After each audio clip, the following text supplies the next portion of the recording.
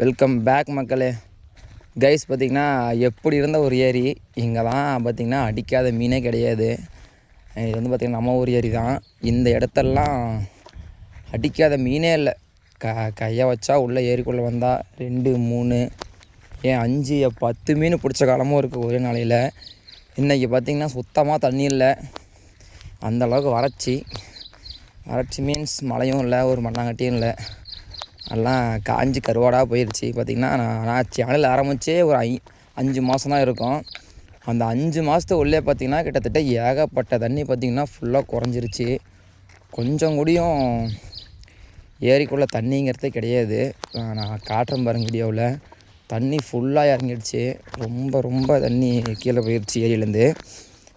நம்ம இன்றைக்கி பார்த்திங்கன்னா டெட்லி என்னோடய ஃபிஷாலிக் ராடு, அப்புறம் பார்த்திங்கன்னா நம்ம ப்ரெடேட்டர் ரீலு, நம்ம பேபி பாண்டா இது எடுத்து தான் பார்த்திங்கன்னா ஃபிஷ்ஷிங் பண்ண வந்தோம். ஒன்றுமே அடிக்கலை.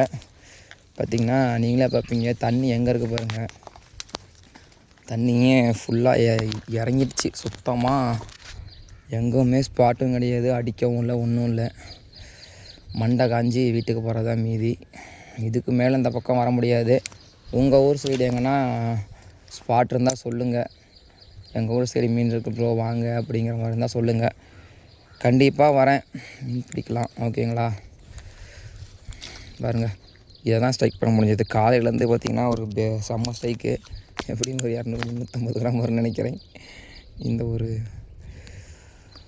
ஓகே மக்களே.